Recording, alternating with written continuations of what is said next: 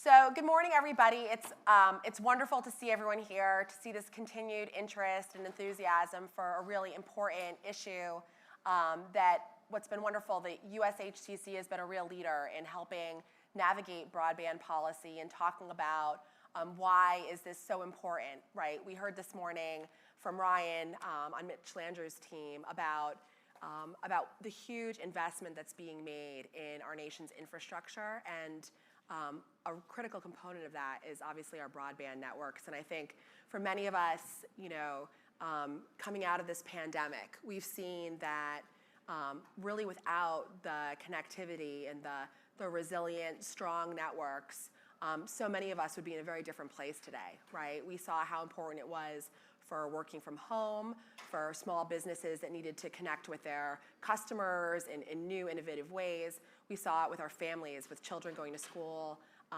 getting information, healthcare, everything. So this is a continuation of that conversation, and we're joined by an all-star panel here this morning of leaders and corporate, nonprofit thinkers that are really helping to drive the conversation here in DC. And hopefully you'll get some insights that will help inspire your advocacy on this issue, help get you more involved.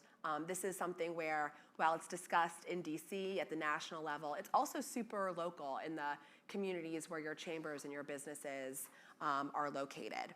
I'm going to run through some bios here. We have some nice bios, and then we'll get into some questions. So first, we're joined by Amy Nahosa, who's the president and CEO of Amana, a national Latino organization. She is responsible for the operations and oversees educational programming for this organization, as well as their advocacy efforts. Amana focuses on leadership development, advocacy, and community service through educational programming for adults in the areas of financial literacy, professional development, and mentor training. The signature Amana Hermanitas program is the only national mentoring program specifically designed for Latina youth in the country. She's served in different capacities through the Amana organization starting in 2007, including Director of National Programs, Vice President of Leadership Initiatives, and Executive Director. Prior to returning to Amana in 2013, she served as Executive Director for the National Association of Hispanic Publications and the National Hispanic Press Foundation based in Washington, D.C. Amy has extensive experience working on local and national grassroots campaigns targeting at mobilizing voices and actions in the Hispanic communities on a number of issues, including financial literacy, retirement, mentoring, data privacy, civic engagement, census participation, and student loans, immigration reform, and healthcare reform. Amy, you really do everything, don't you? I do a little bit. I love it. Dabble. They say if you want something done, ask a busy woman, right? Latina in this case. So thank you, Amy, for joining us. And Amy's originally from Baytown, Texas, right? We're also joined by Celeste Carrasco, Director of Federal Public Affairs for AT&T. She's responsible for executing national strategies that achieve corporate, legislative, and regulatory objectives, presenting company positions to external stakeholders on key issues, and with partnerships in the nonprofit organizations for Latino, corporate social responsibility, and consumer advocacy communities. Celeste was honored as the City Year Idealist of the Year in 2015 and was honored to receive the Amana Award in 2016 by Amana. She also has been the recipient of the President's Volunteer Service Award multiple years running. All recognitions highlight her passion for volunteerism and her commitment to the communities she represents. A dynamic and engaging leader, Celeste is a coalition builder at heart, always looking for new ways to partner, engage, and execute plans. Thanks for joining us, Celeste. My pleasure. We're joined also by Alejandro Rourke, who is the newly minted Chief of Consumer and Governmental Affairs at the FCC. Previously, Mr. Rourke served as the Executive Director for HTTP, a CEO roundtable of national civil rights organizations working in partnership to promote access, adoption, and the full utilization of telecommunications and technology resources by the Latino community across the United States. Under his leadership, he established HTTP's Digital Inclusion Summit, becoming the premier national convening of multicultural tech policy leaders and digital inclusive advocates nationwide. Prior to his position at HTTP, Mr. Rourke led the digital equity and consumer education efforts for LULAC National, including the establishment of LULAC's Tech Luncheon and the production of its Regional Tech Summit. And last but not least, we're delighted to be joined by Jose Antonio Tijerino, Tony, who's the president and CEO of the Hispanic Heritage Foundation, a national nonprofit focused on education, workforce, social impact, and culture through innovative leadership. HHF, under Tijerino's leadership, has been recognized as a creative, agile, impact-focused organization recognized by the White House, U.S. Congress, Fortune 500 companies, and nonprofits, as well as the government of Mexico. Tijerino is the executive producer of the Hispanic Heritage Awards at the Kennedy Center, which are broadcast on PBS. He's been honored with the Oatley Award, a Lifetime Achievement Award by the National PTA, Vision Award by Silicon Valley Latino Leadership, MALDEF Award for Human Rights, Community Service Award from Telemundo, Civilian Impact Award from the U.S. Army, Brillante Award from the National Society of Hispanic MBAs, Digital Hero Award by MMTC, and Hispanics in Philanthropy, among others. Tony, very accomplished. Thank you so much for joining us. If I read all of these awards, we'll be here until lunchtime. So I'm so, this is a very impressive group, and I think I'm you all overrated. Get a sense for the incredible work that's being done here to really drive messages into the communities where our businesses are focused. So let's get started here this morning. I think, you are? I think Jackie. My name is Jackie. I am the Vice President for External Affairs at Comcast, NBC Universal, Telemundo, and I'm delighted to serve as a board member for the USHCC and chair of their Government Affairs Committee.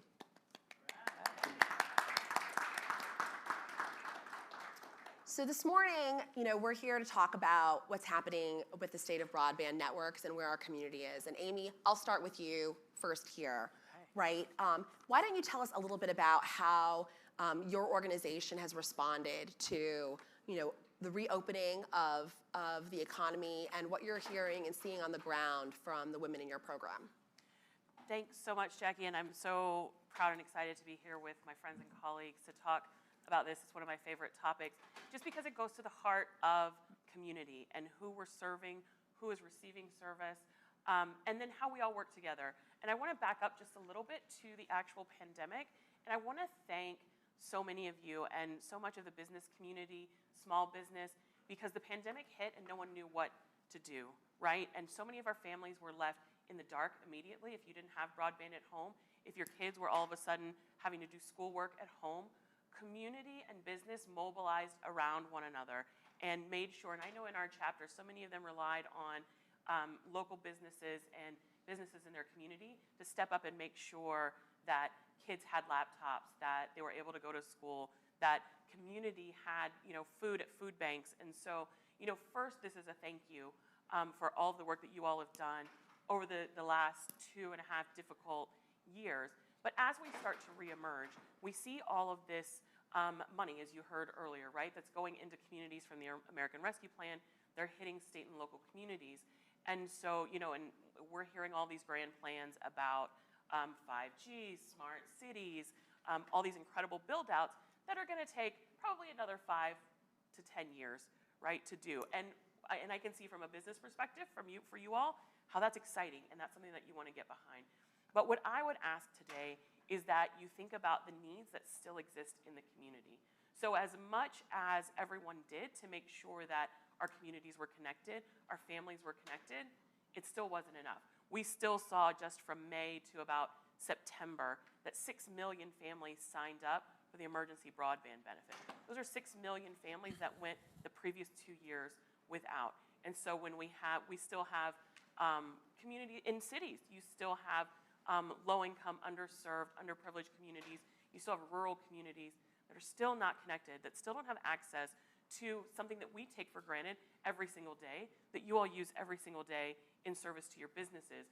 And so, yes, all of those exciting funds that are coming down the pike from the federal government, yes, let's lean into that build-out, but let's also say, and this would be my ask of you, yes, but what about the communities that still don't have access?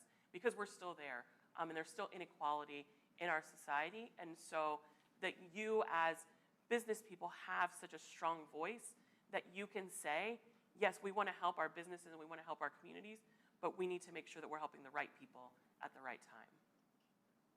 Thanks, Amy. I'll turn it over to you, Celeste. Tell us a little bit about what AT&T has been doing, post-pandemic. You see, huge growth in companies, looking for broadband services. Talk a little bit about what's happening at AT&T. Yeah, so again, thank you for having me here as part of this conversation. And I could not have asked for a better lead into my conversation, because what Amy is highlighting is exactly at the heart of what we are seeing. You know, when you think about it, I mean, we've all lived through it, right? So March 2020, all of a sudden, like there's a switch that flipped, and the entire workforce went virtual, right? And it's, you know, you can imagine as an internet service provider, you know, our network went from a certain amount of strain to, you know, 10 times that, 20 times that, because it was a little gradual, but, you know, it went, like literally it was overnight that we saw this spike. So, you know, our network engineers were ready. And that's the first thing that I want to put out there, is that we didn't take a hit in the sense that our network stayed up. We were able to support our customers. If you were an AT&T business customer, you should have been, you know, taken care of. And that goes to the credit of how we build our networks, right? We build our networks with foresight into, like, what's the need going to be in 6 months? What's the need going to be in 3 years, 5 years, 10 years? And we make the investment. So this isn't new to us, the conversation that we are going to have today about investing in networks. We've been investing in networks, and that's why when this happened, we were ready. But this is a once-in-a-lifetime opportunity for us to build more. And when I say us, don't look at me as, you know, the lady that's wearing the AT&T hat. Us is the industry. Us are companies that have the capability to do this build-out across the US, because a single company cannot accomplish this.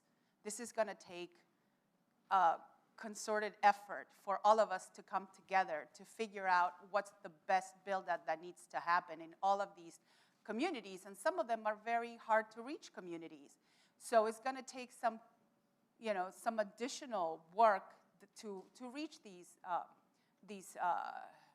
last mile individuals. So, you know, I'm going to echo and I'm going to reinforce what you said, that your voice is essential in making sure that as these opportunities become available at a local level, and it's not going to happen. So keep in mind the time period. These monies are not going to be dispersed until probably a year from now. So these are when this is the window of opportunity to have the conversations at the local level. This is where you need to go in and say, how are you planning to build out in our community? Are you hitting all these spots? Or are we making sure that these communities are all in the plan? You are the ones that have to do that, because we are part of the build-out, but it's not entirely up to us as to where these things are going to go. The decision makers are the lawmakers. And so we need to make sure that that the build-out happens, and then the partnership has to happen for adoption, making sure that once we build it, they use it, right? So this is a three-pronged approach. I call it AAA, access, adoption, and affordability. And we'll partner with the government to ensure that the affordability part is a part of this conversation as well. So we'll work together towards the access. Adoption, we need to partner with organizations such as Amy's and Tony's to make sure that there is a trusted voice that says, hey, this is something that you need to have in order to succeed. And the affordability is a partnership between the government and private organizations to be able to provide an affordable solution. And for individuals, it'll be a subsidy that makes it affordable. So that's my elevator speech. Hopefully it will. That's a really long elevator ride. Really? We live in New York. It's like penthouse with me. It's like we're on the moon. Okay. So now we're going to go a little bit out of order. Things are going to get crazy here on this panel. I knew this was going to happen. I'm going to jump to Tony down here because I think there's a bridge to make before we talk about the FCC. Let's talk about, Tony, you, I think, have great experience, being within the community, right, running programs and having some insight into how national policy is being shaped about this. If you want to talk a little bit about your role at Hispanic Heritage Foundation and some of the work you've done serving on advisory councils, for example, at the FCC, and what that means for your insight as you're developing programs and reaching out to the community. Okay, thank you, Jackie. I want to start by thanking Jackie and the work that we've done with Comcast, Telemundo, Universal, NBC. Our whole family. The whole family, Whole the Peacock family. But, during COVID, when you were talking about it, Amy, we actually sent out thousands of laptops to intergenerational families with access to Internet Essentials so that they could be connected at a time when our community was feeling very disconnected. So thank you for that. And we've worked with AT&T and Celeste in doing work where we're actually teaching kids how to code and digital skills with them too. So it really appreciate this collaboration. Just a quick shout out, Thomas Savino from Prospanica is here in the back, and we appreciate you being here and the work you do, as well as the Jose's from Puerto Rico and Alfredo and Dalia from Latino Magazine. So Chairwoman Jessica Rosenworcel announced the Communications Equity and Diversity Council, CEDC, which would expand its scope to review more broadly critical diversity and equity issues across tech sector. I'm not good at reading things, but they told me that I don't speak for the FCC and I don't speak for the council. So I'm just gonna say I'm very proud that I was selected as a member of this council with remarkable leaders that are actual experts in this space. So it's been given me great perspective and information. But the mission of the CEDC is to make recommendations to the Commission on advancing equity in the provision of and access to digital communication services and products for all people of the United States without discrimination on the basis of race, color, religion, national origin, sex, or disability. Carrying out this mission, the committee will make recommendations to the Commission on how to accelerate the deployment of high-speed internet access or broadband in all communities by reducing and removing regulatory barriers to infrastructure and investment, and by making recommendations on how to strengthen existing broadband networks and new ones. So I just want to say that it also provides effective means for stakeholders to exchange ideas and develop recommendations in access to capital, small business mentoring, upskilling for employment in media and technology industries, media ownership, and procurement opportunities, and that's where USHCC plays such a critical role. In terms of the work we're doing at Hispanic Heritage, and the perspective that I'm trying to bring is what we're doing on the ground, again, with help from you and Celeste and so many others that are in this room. We did a study that found that Latinos were most likely to say that they couldn't finish their homework because of lack of access to the internet and to technology. Most likely to say their grades suffered because of those reasons. Parents, by the teachers poll that we did, were the most difficult Latino parents to reach because of lack of access, not because of language. And this is something that we've called the tech equity gap, and we're trying to close that because as bad as it was before, it's even worse now, especially in rural Latino areas. And I see Veronica de la Garza's here, and the work that we've done with UTRGV around the Rio Grande Valley. We actually have a whole strategy doing nothing but hitting border towns in trying to create access. And digital skills, it's not a question of just having that access and adaptability. Digital skills have to be part of your AAA equation, and that's what we're trying to do, and with all of your help. I wrote an article that said that there's no vaccine for the educational and workforce crisis of COVID. And it's going to take a long time and a lot of work, and certainly thanks to government working with the public and private sector working together along with nonprofits, we can get this done. But we have to have more impatience with all of this, because it's even more vital that we do it right away. We can't afford to wait to get going on this work that needs to start right now.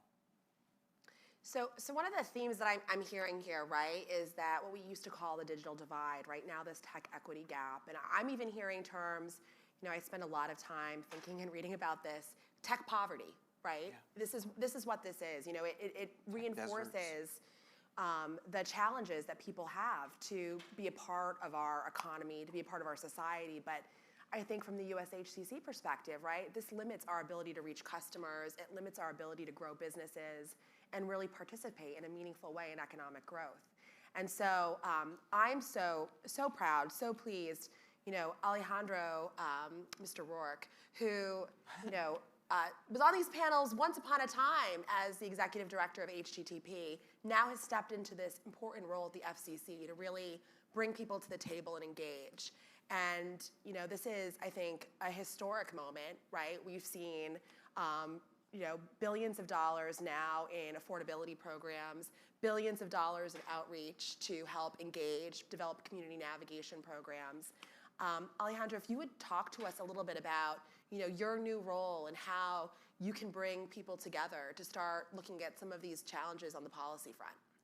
Yes, thank you. I really want to start by thanking the USHCC and their leadership. I think that they were one of the few partners that understood early on the importance of broadband access for the Latino community. And we've done a series of these panels throughout all of their national communities over the past couple of years.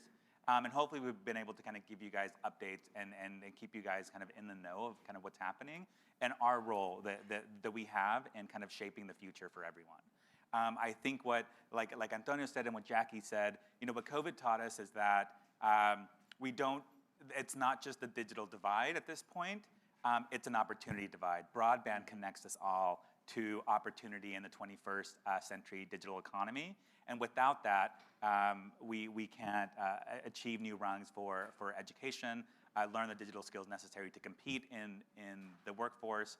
And I'm super kind of happy to have joined the FCC to be able to kind of bring more voices into our policy-making process and to engage stakeholders that haven't necessarily been at the table before to ensure that that your perspectives really are informing the decisions that we take at the agency. So for kind of context, you know, my name is Alejandro and I serve as the chief of the Consumer and Governmental Affairs Bureau at the FCC. And for those of us that are kind of new to what the agency does, we're an independent federal agency responsible for implementing and enforcing America's communication laws and regulations. So the FCC regulates communications by radio, television, phone, satellite, cable, really the tools that we use every day to stay connected. You know, through our rulemakings and enforcement activities, we regulate communication service providers, and our work covers everything from preventing unwanted robocalls to kind of ensuring that we're able to receive emergency alerts, so that the persons with disabilities have access to communication services and technologies. And I think what's new and why this is such an important moment for the Federal Communications Commission under the leadership of Jessica Rosa-Marshall is that digital equity really is an important area of focus, not just for me, but from the very, very top all the way through every bureau at the agency. And for us, that means ensuring that we have accurate maps with granular level, community level data. We want to ensure that we are closing the broadband affordability gap to ensure that everyone has access to high-speed internet service, regardless of where they live. And so there's quite a few things that I think Congress recognized and tasked the agency to do. And I'm happy to get deeper into that as we kind of move through the conversation. But I'm happy to be here in community with you all and with our panelists, and look forward to the rest of the conversation. And I apologize to everyone. I know everyone thinks that I have COVID at this point. I do not. Oh my goodness. I've been having a 2-day allergy attack, and you know, things are starting to look a little bit spacey with the Benadryl, but we're moving forward. We're moving forward here. We're in peak bloom.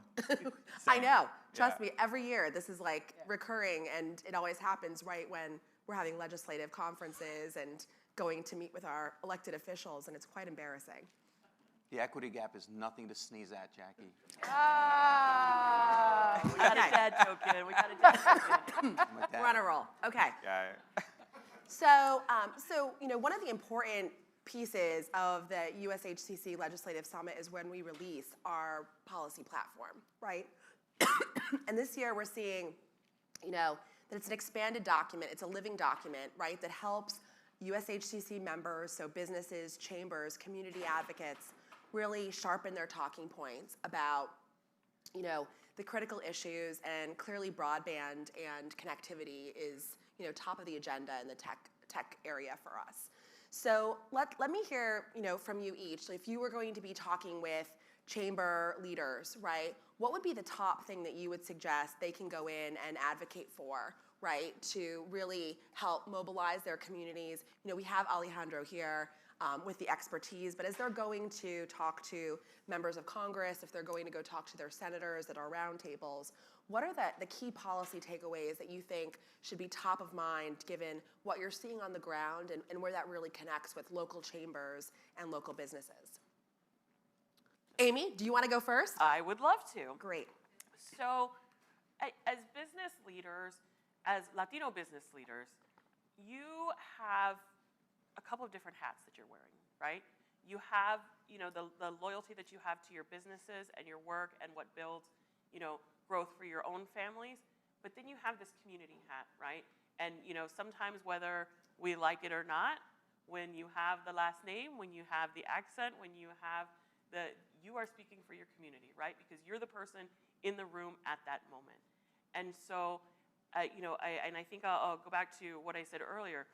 Yes, absolutely. You need to make sure that you're advocating for the funds and the build out in your communities that are going to help your businesses grow, but also as a member of the Latino community to say, hey, we still have so many people who are left behind.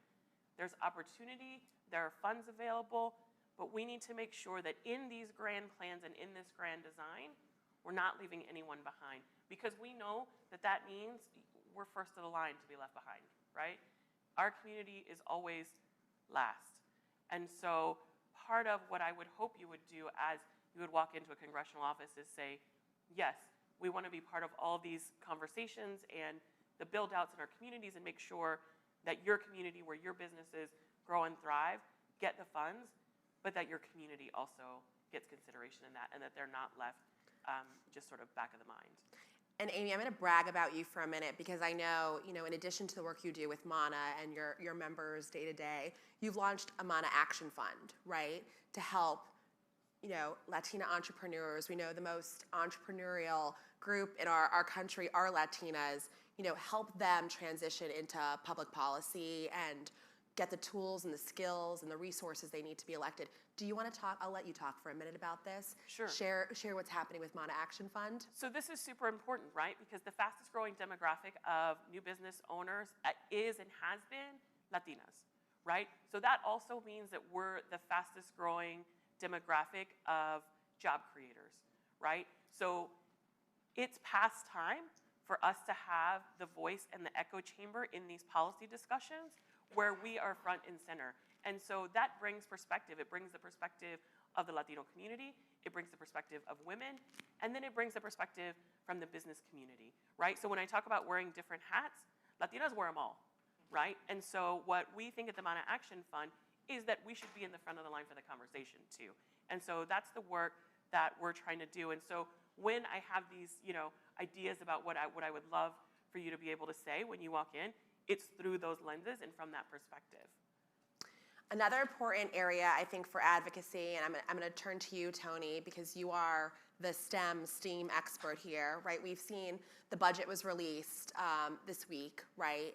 And that always, precipitates the conversation about education, right? What sort of advocacy should we be doing to talk about getting students into STEM careers? I know you've been a leader in creating programs to help bring students into coding, and if you can talk a little bit about that advocacy, which I think is equally important for our business community. Thank you, Jackie. It's as if you read my notes right now because I wrote, in terms of answering your first question, it's,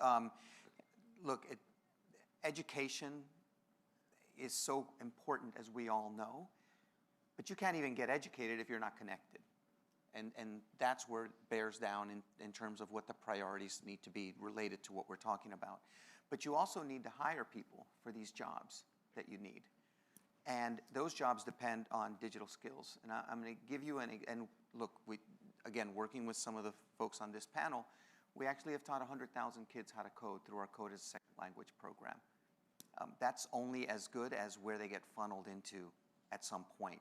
So one of the things that we did is the Ignite program, where we actually taught digital skills to students and then trained them and placed them with small businesses, Latino small businesses, and so they could then become digital marketing fellows for them, because a lot of smaller businesses don't have the bandwidth, don't have the acumen, may not even have access to some of the tools that exist out there that many of you provide.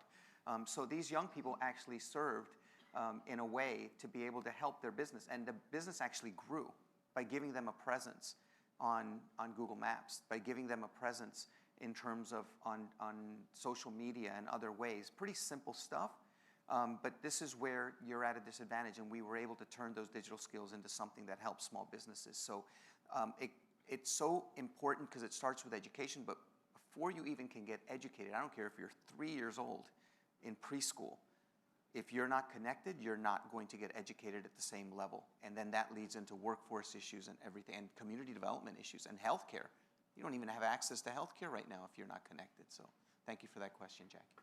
Yeah, and it leads into... Go ahead, Celeste. Yeah, Just take it away. I'm just going to jump right in. Go ahead. So, you know, when you think about what Amy said and what Tony is saying, we come, you know, head on with access. And I, you know, you read the priorities and the access is built in there, but here's what I want you to think about.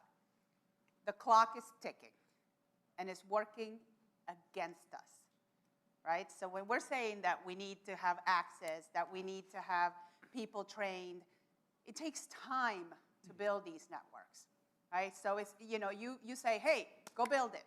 I'm gonna be like, great, we'll be up in 5 years, right? I mean, that's the reality of it. It's like, you know, laying fiber and doing all these things takes time. There's a procurement piece of it, there's a permitting piece of it, there's the actual getting those things laid out and getting everybody turned on, everybody trained.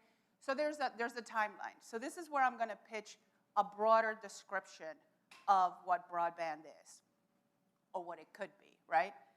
So there's an alternative. The alternative is our 5G network, and that gets deployed faster, it's more economical, and there's an at-home service for it. So if I'm pitching something to you, is think broader than fiber and hard lines being put into place in order to support this, because of the timetable. Not because I'm asking for anything special, but rather the need is now, the need is today, the need is urgent. So what kind of magic pill can we address today? And I'm gonna say, think broader than just, you know, the hard lines, and consider and look into it. There have been tons of reports written out, but one is an Accenture report, and if you want more information, come see me after, in which it shows that a 5G wireless network that is an at-home solution, so we're not talking this, we're talking connectivity to the home, is just as viable as a hard line. So if I was pitching something, I would pitch that. And I'm not saying take my talking points. I'm happy to provide the research so that you can better support the community by, you know, making your definition of broadband a little bit broader, and so that we can improve on these timelines on delivery. I'll jump in here as a cable girl, but to say that I think one thing that we've learned, though, through this pandemic is that, you know, what we've learned from small businesses, right? Maybe this is the takeaway that we've learned from businesses in the communities where we serve, is that, you know, as entrepreneurs, as chamber leaders, right, we have to be scrappy to sort of think through what are the tools and resources we can assemble together to solve the problems of the day, right? We think about during this pandemic, you know, so many businesses needing to figure out how to go from being a sit-down restaurant to, you know, a takeout catering service, or, you know, people who do tutoring, right? How are they going to do their tutoring online? And so I think an important part of what you're talking about, Celeste, is this concept of technology neutrality, right? That we need to be supporting all of the above, right? There's not going to be one silver bullet that helps connect our communities and connect our businesses, but we need to be able to mix and match and find as many solutions that can be, implemented simultaneously, because there's not one size that fits all, right? That we need to be flexible and we need to offer as many services in as many places as possible.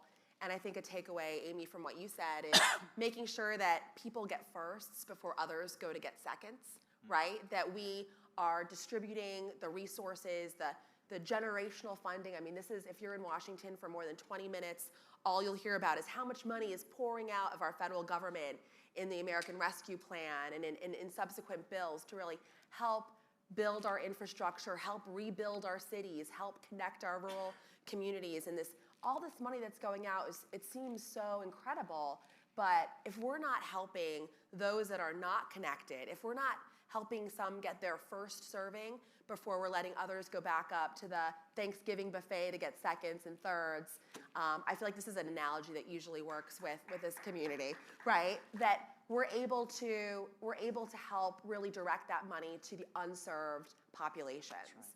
Right. And so as we're thinking through, mixing and matching, what are the services?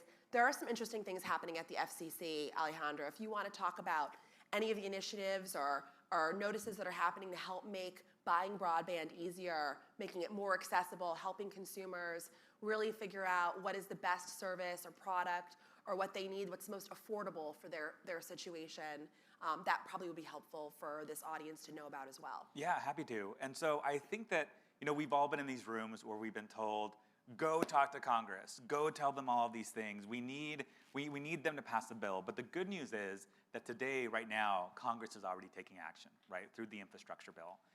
And so what that means is that, like Jackie said, there's a lot of resources that are pouring into our state and local communities. And what that means is that you all are even more, I think, important because this is your home turf. This is really where you have the network. You're plugged into the leadership structures of your state and of your communities, and where you can really make an impact and ensure that by you being at the table, our community is at the table to inform a lot of these digital equity decisions. I'll also kind of flag that, from the Latino community, we are the least likely to have an at-home broadband connection. And it's not because I think there's a lot of myths that our community doesn't understand or value the importance of having internet at home, or that we're just not interested. The reality is that affordability is the #1 most cited reason by the Latino community why they don't have an at-home broadband connection. I think, again, the good news is that through the Infrastructure Act, the Emergency Broadband Benefit Program has become the Affordable Connectivity Program. It is on a more kind of permanent footing, which provides eligible households a discount of up to $30 a month on their internet service. So it helps people offset the cost of either an existing service or to subscribe to a new service. And I think for most of us, we think $30 really isn't a lot of money when we look at and explore kind of like the type of plans that are out there. But again, the good news continues in that many of the largest providers have low-cost, affordable programs that at that $30 price point that are high quality, that really do give you the speeds and the type of connection and the service that would help your household connect to the future of everything. I'm going to jump Jackie, in here you had because your hand raised.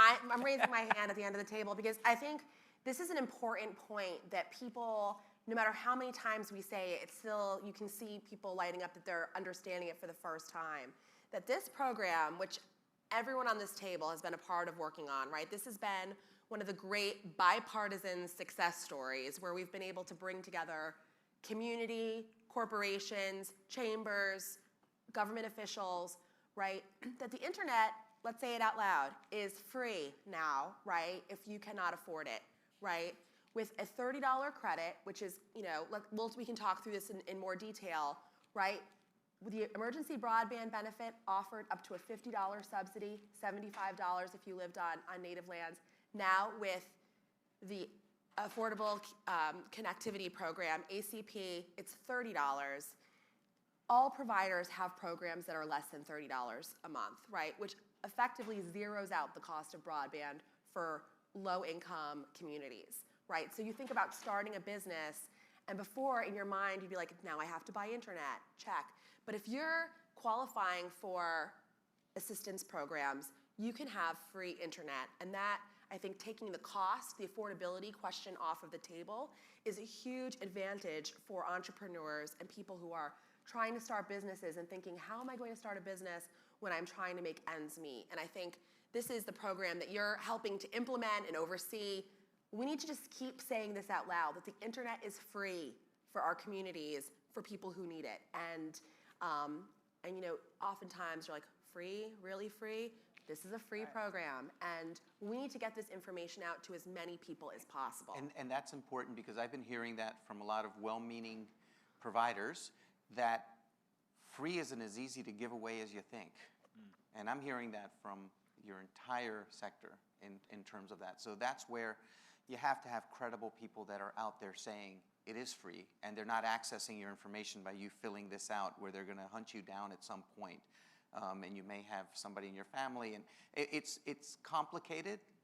It's an important distinction. But that's where our role is too, as validators in different communities, to say that this is legit, and you need this in order for your family to be connected, let alone your children to learn, and for you to be able to access a job opportunity. Right. I mean, I think it's an important thing to say that when you see the flyers and the signage from a Comcast, from Verizon, from AT&T, and it says free internet, you're like, but what? Right? I think we all know, like, what's happening next? Where does this go? But one of the important things that chambers can do, and our partners up here can do, is this is legit. This is really free. You fill out, you sign up, you fill out the program, you get verified in the verifier system, and then you can connect for free. And this is huge, and really a huge accomplishment of this administration. I think this has been a long time coming, but this has been a huge component and a true opportunity for entrepreneurs that are looking to develop digital businesses. I see we have the Bitwise team here for people that are looking to skill up and get training. This is a real thing that we need to bring back to our chambers and communities and let people know about.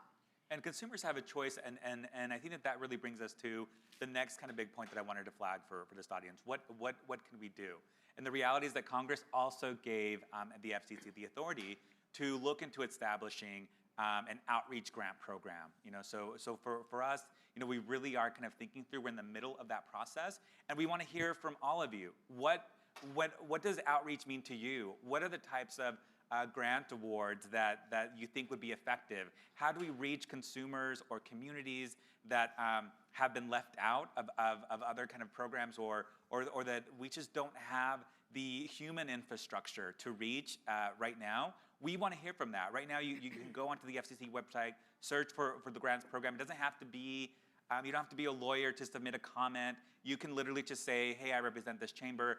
I've been thinking about outreach. This is what I think, this is how I think you should structure it, right? What are the role of the chambers play? What role do community anchor organizations play? And so we really do want to hear from you guys. And we're also, I think, being innovative in that we're also kind of launching a couple of pilot programs. How do we partner with, federal public housing assistance recipients to ensure that they have access to broadband? These are pilot programs that again, we really want your perspective. We want your insight, because we don't just want to build it based on, I think, what we've known from the past. We really want to build collaboratively, and your voices matter. I read those, the entire agency reads those. The chairwoman, I don't know when or how, if she even sleeps, but she reads through all those things. And Tony's a good friend of Jessica Rosenworcel. So it's like, we really, really need your voices. And it really is as easy as just going to the website, searching for the NOI. I'm happy to provide some follow-up of some links that'll make it easier. Send us a comment. It doesn't have to be super intense. Let us know what you think. And we are definitely going to take that back. That'll all come through my bureau, and we'll be continuing to explore what a potential outreach grant program looks like, and how we can ensure that those investments, if and when they go out the door, really achieve our digital equity goals. I think this is, it's so wonderful because being in this room and being with this panel, we know that we have a real advocate at the FCC who understands the Hispanic community, who understands, who chambers are, the businesses that are members of those chambers, and how this is such an important, conduit to get to real people who are, dealing with the challenges of getting connected and getting their businesses online, getting their families online. So thank you, Alejandro. I think that's really meaningful, and I hope that everyone will, I'm being serious. Like, I'm very serious. This is, Yeah. it's so important. And, I think we, a broader conversation for Washington is, how do we get more Alejandros into federal service, right? Because if every program had an Alejandro, there, we would be in such a more wonderful world than we are in today. So that's another whole panel, maybe after drinks later on. But this is really super helpful, and I hope that the audience here, can appreciate the panel that we have here today. I know you'll all be floating through the conference, and I hope that everyone will take advantage of really the expertise and insights that we have. Thank you, Amy, Celeste, Alejandro, Tony. This has been really wonderful, and I want to be respectful of time. I know we want to encourage networking as well. So thank you for joining us today. thank you, Jackie. Great job. Thank you, Jackie. Thank you, guys.